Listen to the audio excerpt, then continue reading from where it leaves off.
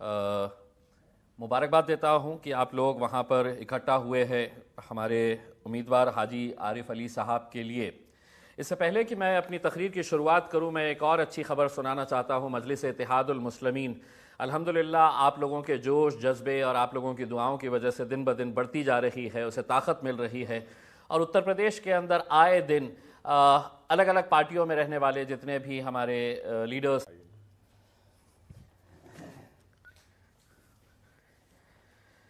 तो लीजिए अल्हम्दुलिल्लाह मजलिस दिन ब दिन उत्तर प्रदेश के अंदर मजबूत। बहुत तकलीफ होने वाली है, इसीलिए तकलीफ होने वाली है कि वो आज तक ये समझते थे कि इस राज्य का जो मुसलमान है, दलित है, पिछड़ा वर्ग है, वो हमारी जागीर है और इनका काम तो सिर्फ ये है कि हमको वोट दे। मजलिस इत्तेहादुल मुस्लिमीन के अंदर है। हमने आज मेरठ के नापुर में हम जाकर वहाँ पर जब एक जलसा लिए तो वहाँ के नौजवानों का जोश देखकर इस बात का यकीन हुआ। वहां पर हमारा एक जो दलित भाई इलेक्शन लड़ रहा है, विनोद जाटव, उसके लिए जो मजलिस बड़ी आबादी, इतनी बड़ी तादाद के अंदर यहाँ पर मुसलमान, दलित, पिछड़े, क्या वजह है कि हर 5 साल के बाद आपकी जो नुमाइंदगी है, चाहे वो पार्लियामेंट के अंदर हो, जब असदुद्दीन अवैसी साहब ने यह ऐलान किया कि औरंगाबाद से मजलिस इत्तेहादुल मुस्लिमीन भी इलेक्शन लड़ेगी और इम्तियाज जलीली इलेक्शन लड़ेगी, तो यही वो राजनीतिक पार्टियां हैं, यही वो राजनीतिक पार्टियां जिसके अंदर समाजवादी पार्टी थी, जिसमें अगर किसी को वोट डालूंगा तो सिर्फ पतंग की निशानी के ऊपर डालूंगा, मेरी यहां पर जीत होगी तो ताकत मिलेगी मेरे कायद बैरिस्टर असदुद्दीन अवैसी साहब को। और अल्हम्दुलिल्लाह आपने देखा के पीछे चले गए, हम बढ़ गए, हम बिखर गए, इसलिए हम अपनी ताकत, हमारी मौजूदगी सियासत के अंदर खत्म करते गए। अगर ये तय कर ले कि जीत और हार का जो भी फैसला होगा मैं अपने रब पर छोड़ूंगा, लेकिन मेहनत करूंगा, मैं पूरी शिद्दत के साथ मेहनत करूंगा, लड़ूंगा इलेक्शन के दौरान, और ये नहीं समझूंगा मैं कि कोई उम्मीदवार के लिए मैं इलेक्शन लड़ रहा हूं। ये अपने आप के लिए आपको ये इलेक्शन लड़ना है, अपने बच्चों के मुस्तकबिल के लिए आपको ये इलेक्शन लड़ने का है। आने वाला वक्त कैसा है शायद आप इससे बेखबर है, आपको नहीं पता करना, लेकिन जिसे आप वोट देते हैं वो तो वहां पर मौजूद ही नहीं रहता है, और अगर रहता भी है तो भारतीय जनता पार्टी के साथ हाथ में लाता है। ऐसे कितने उदाहरण हम आपको दे सकते हैं, ऐसे कितने एग्जाम्पल्स हम आपको बता सकते हैं कि जिन्होंने आपका वोट लिया है लेकिन जब लगते हैं तो वो लोग जवाब नहीं दे पा रहे हैं। दोस्तों, आने वाले दिनों में जिस दिन आपको पोलिंग होगी, पतंग का बटन दबा करके और उसका जवाब आप उनको दे दीजिएगा। खुदा हाफिज, जय हिंद।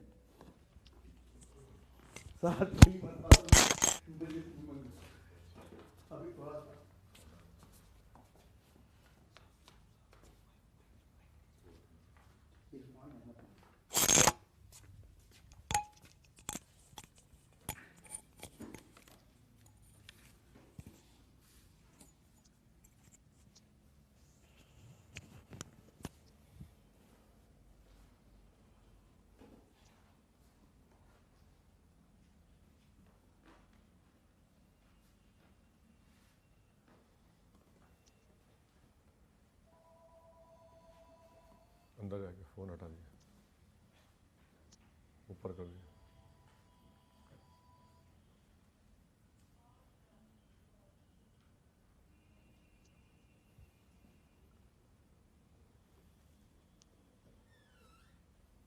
बिस्मिल्लाहिर्रहमानिर्रहीम। अस्सलामु अलैकुम व रहमतुल्लाहि व बरकातुहू।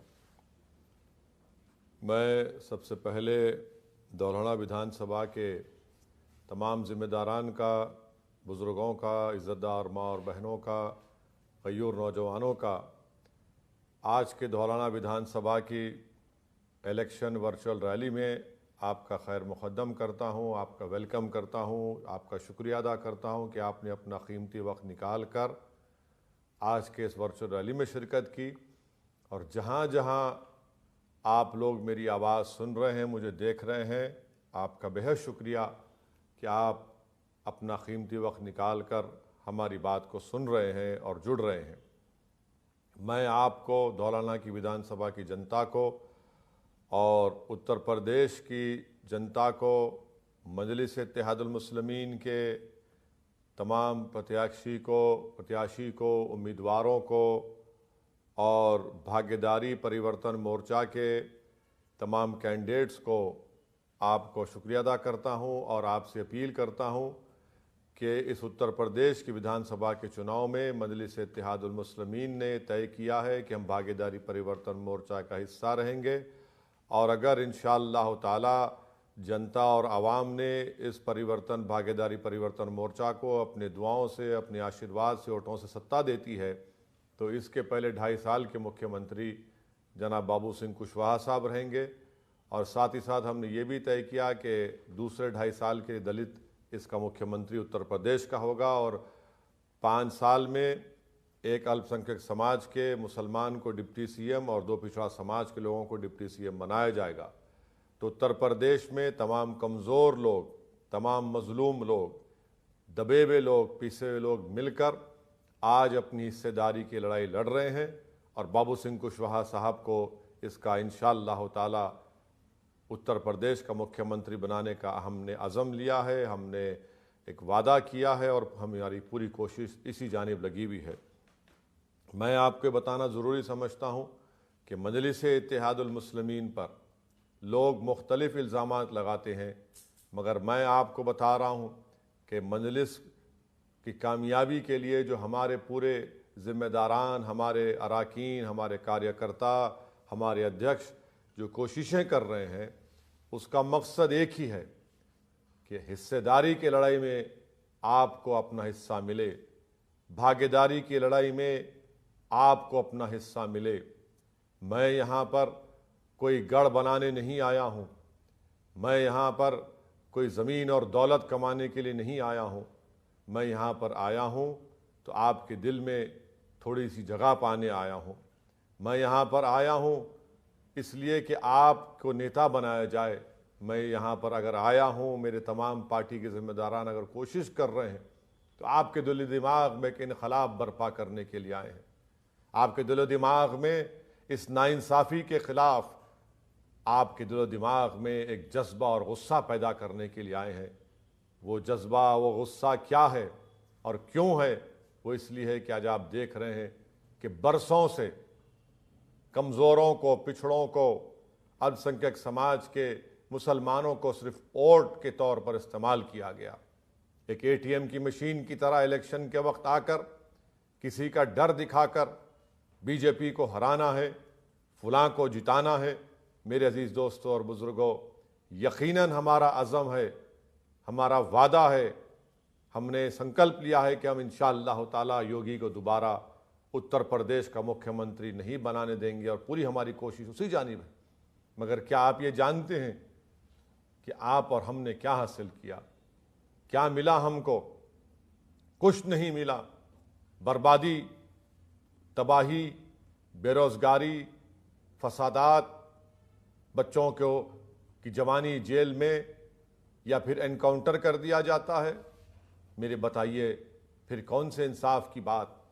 यकीनन हमको हराना है तमाम फ़िरका परस्त ताकतों को, मगर क्या फ़िरका परस्ती सिर्फ एक ही पार्टी तक महदूद है? क्या वो लोग फ़िरका परस्त नहीं हैं जिन्होंने सत्ता में थे और मुजफ्फरनगर में फसाद हो गया, और उस फसाद में 50,000 से ज़्यादा लोग बेघर हो गए? जो लोग आज आकर आंख बंद कर वोट डालने की बात कर रहे हैं, बताओ क्या मुजफ्फरनगर के फसादात में तुमने इंसाफ दिलाया? किसका मुख्यमंत्री था? समाजवादी का था। क्या तुमने चार्जशीट डाली? क्या तुमने मुकदमात चलाए? नहीं चलाए। क्या उन ज़मीनों को जो आज वीरान हो चुकी हैं, वहाँ पर जो शख्स उस पर अपनी खेती करता था, अपनी फसल को उगाता था, क्या गन्ने की खेतों पर, क्या आज वहाँ पर गन्ना उग रहा है? क्या जिस घर में बच्चों की हंसने की और खैखों की आवाज़ें आती थीं, आज वो घर वीरान पड़े हुए हैं? जो इबादत गाहें हैं, क्या वहाँ पर हय्या अलस सलाह, हय्या अलल फलाह या फिर उस मज़हब के इबादत गाहों की इबादत की आवाज़ें आ रही? नहीं आ रही। कौन जिम्मेदार है इसका?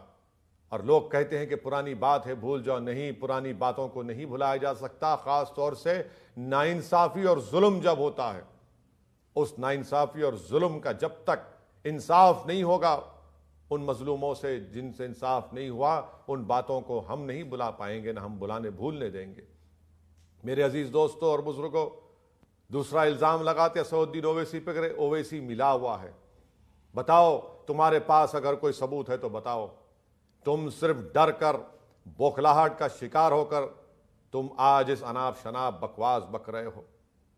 मैं आपको बतलाना चाह रहा हूं, बल्कि आज इस वर्चुअल रैली के जरिए मैं हमारे प्रदेश के, तेलंगाना प्रदेश के मुख्यमंत्री जनाब के चंद्रशेखर राव का शुक्रिया अदा करता हूं कि उन्होंने कल प्रेस कॉन्फ्रेंस के जरिए इस बात को बताया कि नहीं, असदुद्दीन ओवैसी का कोई एजेंडा नहीं है। असदुद्दीन ओवैसी का सिर्फ एक ही एजेंडा है कि वो अपने अल्पसंख्यक समाज को इंसाफ दिलाना चाहता है। जब मेरे प्रदेश का मुख्यमंत्री ये कह रहा है और दावे के साथ कह रहा है कि क्या बुरी बात है कि ओवैसी तेलंगाना का बेटा है, बताइए आप, जब एक प्रदेश का मुख्यमंत्री यह कह रहा है मंजलिस और ओवैसी के बारे में, तो चुल्लू भर पानी में डूब मरने की जरूरत है उन लोगों को जो शर्म नहीं आती। एक प्रदेश का मुख्यमंत्री कह रहा है। मैं जनाब के चंद्रशेखर राव साहब का शुक्रिया अदा करता हूं कि उन्होंने मेरे ताल्लुक से इस तरह कहा। वो जानते, हकीकत क्या है, जानते हैं कि तेलंगाना में बीजेपी आगे बढ़ने की कोशिश नहीं कर रही है, कि हम तेलंगाना में बीजेपी को रोक नहीं रहे हैं, कि हैदराबाद के म्युनिसिपल इलेक्शन में अमित शाह मेरी कॉन्स्टिट्यूंसी में आए, उत्तर प्रदेश के मुख्यमंत्री 4 घंटे मेरे सांसद के क्षेत्र के कॉन्स्टिट्यूंसी में आए, बीजेपी के बड़े बड़े नेता आए, मगर हैदराबाद के अवाम को सलाम, उन्होंने बीजेपी को शिकस्त दी। बल्कि जिस जगह पर अमित शाह आए वहां पर उस वार्ड से, वहां पर बड़ी तादाद में हमारे हिंदू भाई थे, पिछड़े समाज के भाई थे, बंगाली समाज के लोगों ने मजलिस का साथ दिया। जहां जहां योगी आदित्यनाथ गए वहां पर मजलिस के उम्मीदवारों को कामयाबी मिली। मेरे अजीज दोस्तों और बुजुर्गों, मैं हमारे प्रदेश के मुख्यमंत्री का शुक्रिया अदा करता हूं और उनसे भी हम कहना चाह रहे हैं कि अगर वो ये बात कह रहे हैं कि इस मुल्क से बीजेपी को सत्ता से हटाएंगे, दोबारा 2024 में इस देश में बीजेपी की सरकार ना बने, नरेंद्र मोदी दोबारा इस देश का प्रधानमंत्री ना बने, मैं चंद्रशेखर राव साहब से कहना चाह रहा हूं कि आप असदुद्दीन ओवैसी को भी अपनी साथ समझिए, मजलिस को भी अपने साथ समझिए।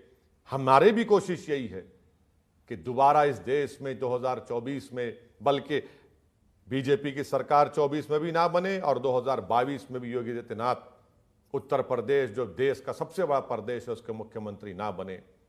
मेरे अजीज दोस्तों और बुजुर्गों, तीसरी बात यह है कि जो लोग कहते हैं कि आंख बंद करके एक तरफा वोट दो, क्या आप नहीं जानते मेरे अजीज दोस्तों और बुजुर्गों, मोहब्बत जब किसी से होती है तो एक तरफा नहीं होती है। थाली जब बजाई जाती है तो एक हाथ से नहीं बजाई जाती है। जो लोग आज आपसे कह रहे हैं कि एक तरफा वोट दो, वो दुश्मन है आपके, वो आपको कैदी बनाकर रखना चाहते हैं, वो आपको दरी बिछाने के काम पर हमेशा के लिए आपका मुकद्दर बनाना चाहते हैं। वो ये चाहते हैं कि आप गैरों की चौखट पर वहां पर ठहर कर उनसे भीख मांगे टिकट के लिए। मेरे अजीज दोस्तों और बुजुर्गों, आज आप में इतनी ताकत है कि आज आप खुद टिकट बांट सकते हैं। आपको गैरों की चौखट पर जाकर भीख मांगने की जरूरत नहीं है। आपको उनके पास जाकर अपने लिए अपनी इज्जत का सौदा करने की जरूरत नहीं है। मैं आज आपसे कह रहा हूं, आइए मजलिस में, हम आपको अपने साथ बल्कि अपने आगे बढ़ाएंगे। आपने देखा कि डुमरियागंज के 5 मर्तबा के विधायक, पूर्व मंत्री के फर्जन, उनके बेटे मजलिस में आज शामिल हो रहे हैं और उस विधानसभा से मजलिस की तरफ से इलेक्शन लड़ेंगे। ये एक तब्दीली आ रही है, इसीलिए परेशान और बौखलाहट का शिकार है। एक तरफा मोहब्बत नहीं होती, एक तरफा वोटिंग भी इंशाअल्लाह ताला आपके बार उत्तर प्रदेश के विधानसभा में नहीं होगी। हम उम्मीद पर वोट डालेंगे, हम हिस्सेदारी की लड़ाई लड़ेंगे, हम दरी बिछाने की लड़ाई, बल्कि दरी नहीं बिछाएंगे, दरी वो लोग बिछाएंगे मुस्तकबिल में, आप देखेंगे, जिन्होंने हमारा इस्तेसाल किया, जिन्होंने हमको डराकर, दबाकर, कुचलकर, हमारे उम्मीदों पर पानी फेरकर, हमारे ख्वाबों को चुकनाचूर करके, हमारे नौजवानों के मुस्तकबिल को बर्बाद करके, हमारे बच्चियों को डिग्री कॉलेज और स्कूल नहीं दिया। बताइए, आज आप इन ताल्लुक से आपको सोचना है। मेरे अजीज दोस्तों और बुजुर्गों, दौलाना की विधानसभा में आप जानते हैं कि इलाका हावल, मादापुर, देहरा, नहर, पिपलीदा, क्या यहां पर रोड है? रोड नाम की कोई चीज नहीं है। क्यों नहीं है? विधायक ने क्या किया? कुछ नहीं किया। स्कूल है क्या भगेड़ा में, बहरा में, नहर में? नहीं है। क्यों नहीं है फिर? इसलिए कि अल्पसंख्यक समाज का इलाका है। तुम वहां पर स्कूल नहीं खोलोगे 5 साल में? बताइए आप, 2012 से 17 की समाजवादी की सरकार थी, उससे पहले बीएसपी की सरकार थी। बीजेपी तो सिर्फ झूठ बोलती है, सबका साथ, सबका विकास, सबका विश्वास के नाम पर। जितना तकलीफ बीजेपी ने अपने 5 साल के दौर में कमजोरों पर किया, मजलूमों पर किया, नौजवानों को, युवाओं पर किया, कभी 5 साल में इतना जुल्म नहीं हुआ होगा। मगर बताइए, इन इलाकों में, भगेड़ा में, बहरा में, नहर में स्कूल क्यों नहीं खोले जाते? क्या किया मौजूदा विधायक? कहां पर थी इनकी नजरें? मेरे अजीज दोस्तों और बुजुर्गों, क्या डिग्री कॉलेज है? कोई डिग्री कॉलेज नहीं है। मेरे अजीज दोस्तों और बुजुर्गों, मौजूदा विधायक जिसको आप ही ने, जनता ने उनको चुना बसपा के टिकट पर, वो कुलाटी मास्टर निकले, कुलाटी मारी और सपा में चले गए। और सपा में जाकर समझ रहे हैं कि मैं अब गुलाब जामुन खा लूंगा, दौलाना की जनता मुझे दोबारा वोट देगी। नहीं देगी आपको, क्योंकि आपने कुछ काम नहीं किया। बल्कि उससे ज्यादा मैं बताना चाहता हूं दौलाना की जनता को और उत्तर प्रदेश की जनता को और उन लोगों को जो कह रहे हैं कि एक तरफा वोटिंग दो। ये जो दौलाना का समाजवादी पार्टी का प्रत्याशी उम्मीदवार है, मौजूदा विधायक है, इसने उत्तर प्रदेश की विधानसभा में जो 22 लड़के पुलिस फायरिंग में मर गए थे CAA NPR के एनआरसी में, मुस्लिम समाज से उनका ताल्लुक था, उनकी इंसाफ की एक बात नहीं किया। मौजूदा विधायक और सपा का कैंडिडेट जिन बच्चों को गाय रक्षकों ने मारा, उसकी आवाज ने उठाई, कासिम का नाम नहीं लिया। उस कासिम को जिसको हापुड़ में मारा, यही हाजी आरिफ अली कासिम के घर को जाते हैं। दूसरा बच्चा जो जख्मी हो जाता है, अस्पताल में इलाज हाजी आरिफ अली हमारे मौजूदा कैंडिडेट कराते हैं। इस विधायक ने क्या किया? इस विधायक ने उत्तर प्रदेश की विधानसभा में खड़े होकर कहा कि मेरे विधानसभा के मदरसों में इनको बंद किया जाए, इनके पास फुला जगह से पैसा आता है। अरे शर्म करो, तुम क्या कर रहे हो? मेरे खिलाफ भी कई उलेमा हैं। क्या मैं खड़े होकर उनके ताल्लुक से कहूं कि मदरसे को बंद कर दो? मदरसे किसी उलेमा के नहीं होते, मदरसे सबके होते हैं, जहां पर सच्चाई की, हक की, तौहीद की तालीम दी जाती है। और यह मौजूदा सपा का विधायक, सपा का प्रत्याशी लखनऊ की विधानसभा में खड़े होकर क्या कहता है? मौलाना खालिद के मदरसे के बारे में बंद कर दिया जाए। क्या आप नहीं जानते कि मौलाना कलीम सिद्दीकी को जेल में डाल दिया गया? बताइए, फिर ये बीजेपी करती है और ये शख्स करता है, तो इसमें क्या फर्क है कि इसके बावजूद भी आप सपा को वोट देंगे, जो मदरसों के खिलाफ है, जो मौलाना खालिद के बड़े मदरसे को बंद करना चाहता है। आज आपको इस बात का फैसला करना है। मेरे अजीज दोस्तों और बुजुर्गों, मैं आपको बताना चाहता हूं कि हमारे उम्मीदवार हाजी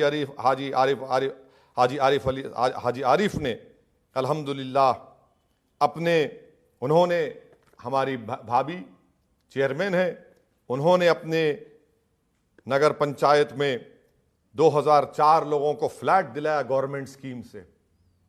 हमारी भाभी जो चेयरमैन है, 2.5 लाख रुपये सैंक्शन करवाए 1000 आवाम के घर के लिए। जब नगर पंचायत में हाजी आरिफ अली और उनकी अहलिया इतना बेहतरीन काम कर रही हैं, अगर दौलाना की जनता इनको अपना विधायक बनाएगी तो मुझे यकीन है कि वो बहुत तेज़ी से बहुत आगे जाकर काम करेंगे और दौलाना को एक बेहतरीन विधानसभा पूरे उत्तर प्रदेश में बनाने का इनके पास नीयत भी है, हौसला भी है और उनके पास एक काबिलियत भी है। जो सपा का उम्मीदवार है वो तो बहन जी के पास जाकर झुक गया, अब अखिलेश के पास जाकर झुक जाता है। मुझे झुकने वालों की ज़रूरत नहीं है, मुझे सीना तान कर हक लड़ने वालों की हमको ज़रूरत है। हम 50-60 साल से झुक रहे हैं। आज मजलिस आकर अपना सीना तान कर भारत के संविधान के तहत, भारत की संविधान और भारत के इलेक्शन में हिस्सा लेती है संविधान और जमहूरियत को, लोकशाही को मजबूत करने के लिए झुकने की जरूरत नहीं है। आपको अपना सीना तान कर जनता की तकलीफ को अपने दिल में महसूस करने की जरूरत है और बिला लिहाज मजहब मिल्लत, चाहे वो किसी मजहब का हो, किसी बरादरी का हो, किसी जात का हो। ये लड़ाई मंजलिस की है, ये लड़ाई भागीदारी परिवर्तन मोर्चा की है। इसीलिए मैं आप तमाम से अपील कर रहा हूं कि जनाब हाजी अली आरिफ अली साहब को आप 10 फरवरी के दिन वोट देकर कामयाब करिए। जहां तक मेरी आवाज़ जा रही है, मैं आपसे अपील कर रहा हूं कि भागीदारी परिवर्तन मोर्चा के हक़ में आप अपने वोट का इस्तेमाल करिए। जैसा कि अभी आपने सुना कि मेरे साथी मोहतरम जनाब इम्तियाज़ जलील साहब जो औरंगाबाद के MP हैं, सांसद हैं, 21 साल के शिवसेना के MP को हमने हराया। क्या कांग्रेस ने हराया था शिवसेना को? क्या NCP ने हराया था शिवसेना को?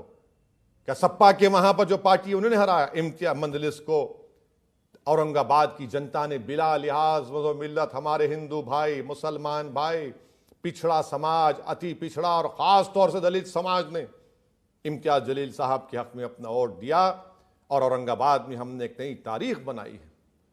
और कोई समाजवादी का नेता कहता है कि नहीं नहीं, इस देश में हिस्सेदारी की लड़ाई नहीं होगी, अल्पसंख्यक समाज अपने नेता नहीं बना सकते। अरे मैं भारत में रहकर, भारत के संविधान के तहत हम अपने भाई बहन को, गरीबों को, मजलूमों को, पिछड़ों को नेता बनाएंगे। नेता यहां भारत में नहीं बनेगा तो क्या म्यांमार में बनेगा, क्या चीन में बनेगा, क्या श्रीलंका में बनेगा? यहां बनेगा इंशाअल्लाह ताला। मेरी जिंदगी में और आप बनाएंगे इंशाअल्लाह ताला। आप सब लोग मिलकर बनाएंगे, आप नेता बनाएंगे, आप नेता बनेंगे। हिस्सेदारी की लड़ाई में आप साथ देंगे। अब दरी नहीं बिछाएंगे, हरगिज नहीं बिछाएंगे, किसी के चौखट पर जाकर भीख नहीं मांगेंगे, अपना हक के लिए लड़ेंगे और हक को कामयाबी हासिल करेंगे। तो आप अपना वोट 10 तारीख के दिन धौलाना में हाजी आरिफ अली को कामयाब करिए और इस जिद्दोजहद में अपना हिस्सा अदा करिए। खूब दुआ करिए, खूब मेहनत करिए और डरने घबराने की ज़रूरत नहीं है। और अगर इलेक्शन कमीशन हमको इजाज़त देता है फिज़िकल रैली की, 1000 लोगों पर मुश्तमिल की इजाज़त है, तो इंशाअल्लाह मैं आऊँगा, आपसे फ़र्दन मुलाकात होगी। मगर मैं धौलाना के एक इलाक़े में पदयात्रा किया हूँ। आपकी मोहब्बत, आपका खुलूस और आपके बेनफ्स होकर जो चाहत को देखा, आपने मुझे ना सिर्फ मुतासिर किया बल्कि आपने असदुद्दीन ओवैसी को ख़रीद लिया है। मैं अल्लाह से यही दुआ करता हूँ कि जो मोहब्बत के नज़ारे, जो मोहब्बत नौजवान और बुज़ुर्ग हमसे शफ़क़त दिखा रहे हैं, अल्लाह हमको उस काबिल बनाए कि हम आपकी मोहब्बत और आपकी शफ़क़त की लाज रख सकें। शुक्रिया बहुत बहुत। अस्सलाम वालेकुम व रहमतुल्लाहि व बरकातुहू।